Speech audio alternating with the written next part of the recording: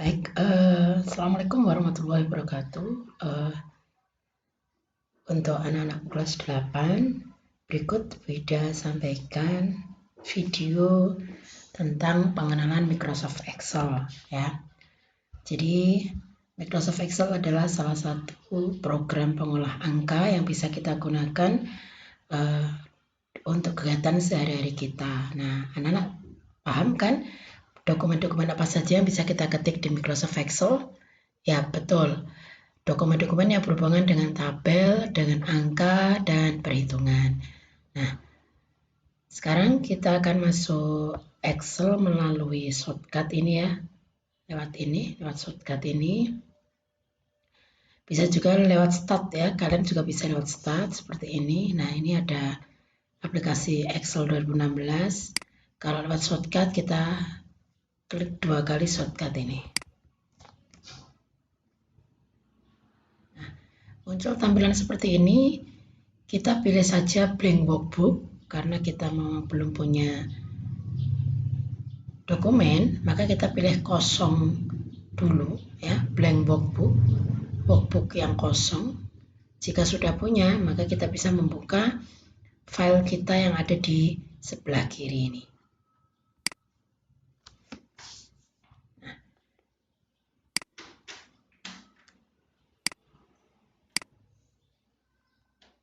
Begini tampilan dari jendela Microsoft Excel ya. Hampir sama dengan Microsoft Word, pengolah kata yang sudah kita pelajari sebelumnya. Ada beberapa bagian yang mempunyai nama dan fungsi yang sama. Menu bar, quick access toolbar, size button yang di sebelah pojok kanan atas ya. Nah, yang akan kita pelajari terlebih dahulu adalah bagian dari lembar kerja Microsoft Excel yang akan kita gunakan untuk mengetik sebuah data atau dokumen. Yang pertama adalah baris.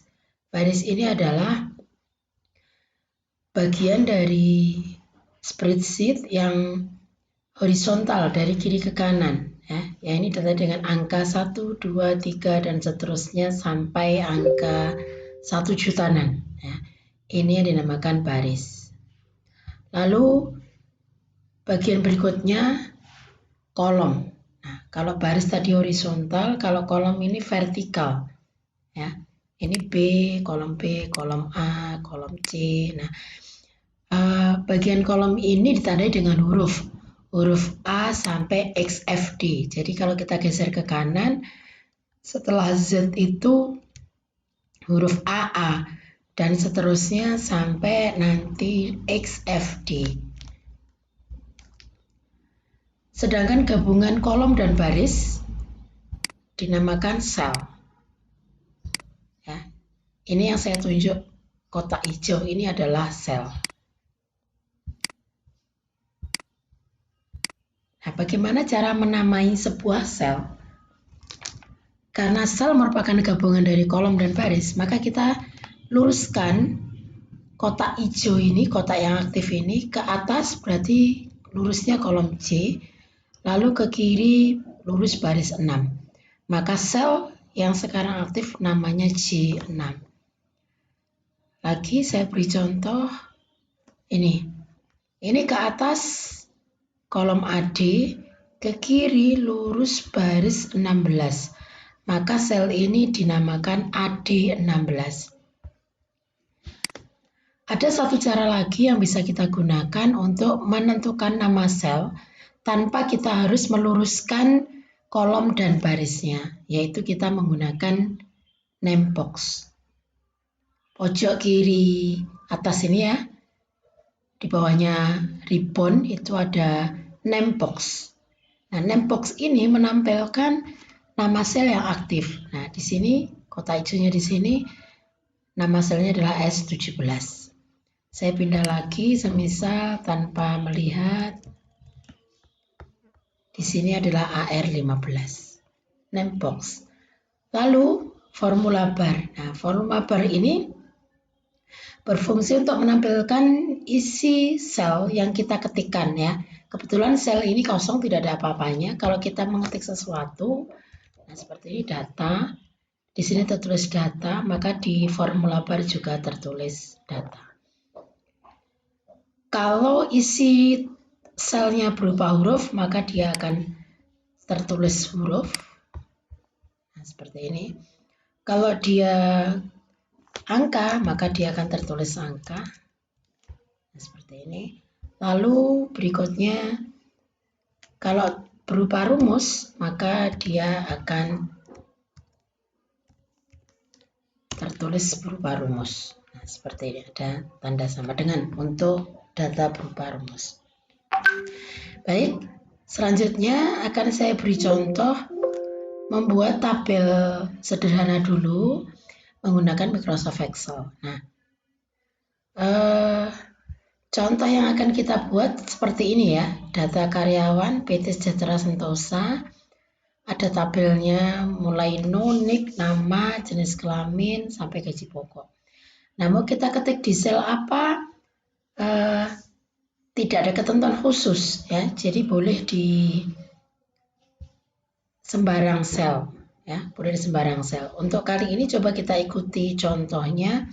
Data karyawan itu dimulai di A1 ya, PT Sejahtera Sentosa A2. Baik, mari kita ketik data karyawan, lalu kita enter PT Sejahtera Sentosa. Nah, kita lihat lagi contohnya ya. Di sini ada satu baris kosong, maka kita lanjutkan di A4. A4 kita ketik no. Lalu sebelahnya no adalah NIK. Lalu sebelahnya lagi nama. Jenis kelamin, pendidikan terakhir. Nah, karena contohnya ini adalah berurutan nama kolomnya, no, NIK, nama, jenis kelamin, pendidikan terakhir, dan gaji pokok, maka kita ngetiknya di Microsoft Excel juga berurutan. Ini kolomnya A, NIK di B, nama C, jenis kelamin D, maka pendidikan terakhir harus di E. Kita ketik pendidikan terakhir, lalu F. Di F kita tulis gaji pokok. Kita perhatikan hasil ketikan ini. Untuk no aman, NIK juga aman, nama aman. Dalam artian semua huruf terlihat, beda di jenis kelamin. Jenis kelamin ini terputus, pendidikan terakhir juga terputus. Gaji pokok melampaui batas kolom sebelahnya. Maka kita tidak perlu mengetik lagi, bukan hal yang salah seperti ini, cuman kita harus lebarkan kolomnya karena tulisan jenis kelamin terpotong atau terputus. Cara melebarkan seperti ini. Jadi kita arahkan ke atas, ini kolomnya, nama kolomnya, lalu geser ke kanan sedikit, kita klik batas kolom yang akan kita lebarkan.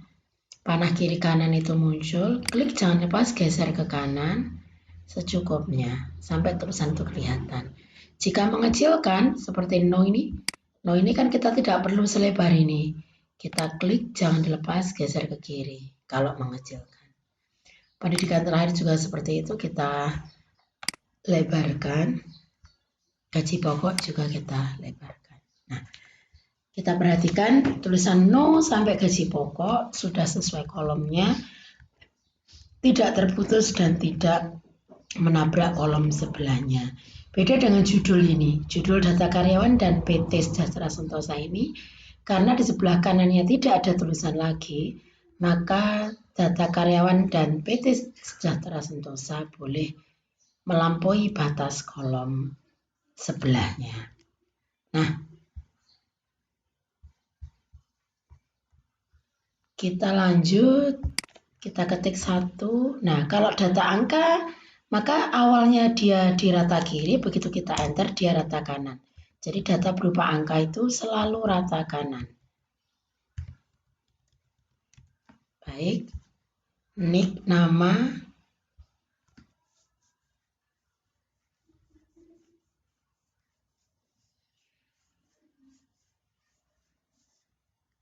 nick ya, coba kita lihat contohnya.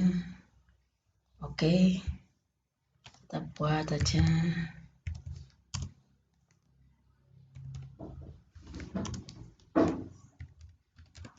Seperti ini.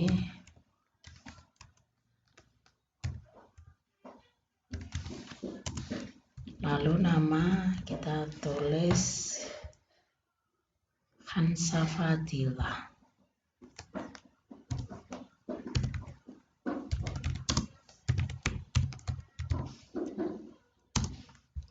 Lalu Haidar Al-Ghifari.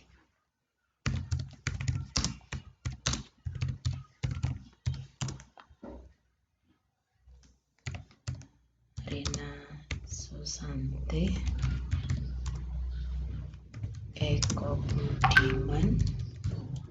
Lalu terakhir Tanto Setiawan. Oke, kita perhatikan lagi, nama melampaui batas kolom yang ada, maka kolomnya dilebarkan. Jenis kelamin bisa kita ketik di sini, wanita, lalu pria. Rina ini wanita lagi. Nah, itu kita. Nah, seperti ini. Kelebihannya di Excel, kalau kita mau ngetik hal yang sama, tidak perlu sampai tuntas ngetiknya ya. Cukup satu huruf atau dua huruf, kalau dia akan muncul kata yang sama, kita tinggal tekan enter. Lalu pria, nah seperti ini, pria lagi. Oke.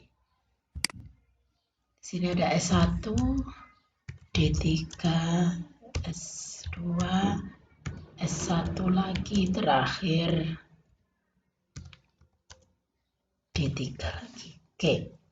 Gaji pokok di sini, penulisan gaji pokok termasuk data angka, tidak perlu ada titik, tidak perlu ada koma, tidak perlu ada mata uang.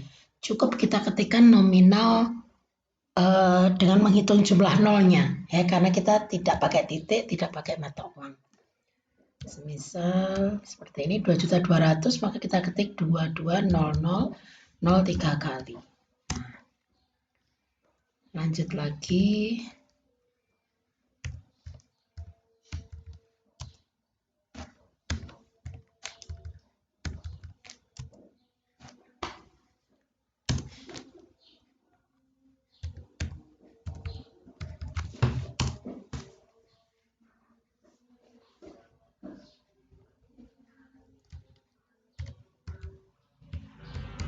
Nah, ini tabel ini sudah selesai. Pengetikannya per kolom, per baris. Sudah kita rapikan juga. Jika perlu dikecilkan, dikecilkan. Lalu, supaya menjadi tabel yang lebih rapi lagi, maka kita beri garis atau border. Kita blok mulai no ke kanan sampai ke bawah. Lalu menunya home, kelompoknya font, toolbarnya ini, bottom border. Bottom border ini akan memunculkan garis bagian bawah saja, karena kita butuh semua diberi garis. Kita klik segitiga, lalu klik all border. Nah, sudah seperti ini. Tabel sudah hampir selesai dan sempurna. Lebih sempurna lagi kita gunakan perataan teks untuk judul kolom. Menunya home, kelompoknya kita ke arrangement, kita pilih center. Untuk isi no dan nick, kita bisa juga rata tengah. Lalu pendidikan terakhir juga kita klik rata tengah. Nah, seperti ini ya, tampilan tabel yang kita ketik, lalu kita rapikan, kita ratakan teksnya, kita beri border atau garis. Nah, cara simpan dari dokumen Microsoft Excel itu sama persis dengan Microsoft Word ya. Ada berbagai macam cara. Kalian bisa mencobanya atau menggunakannya salah satu. Bisa menggunakan toolbar save ini, atau kalau pakai keyboard tekan Ctrl S, atau gunakan menu file lalu save. Kita tentukan tempat simpannya, lalu kita beri nama seperti ini, lalu terakhir simpan. Baik, demikian dulu video terkait membuat tabel sederhana menggunakan Microsoft Excel. Selamat mencoba, bisa kalian tiru. Jika ada kendala, mari kita sama-sama belajar dengan teman-teman kalian juga di kelas kalian. Terima kasih atas perhatiannya. Selamat mencoba, selamat belajar.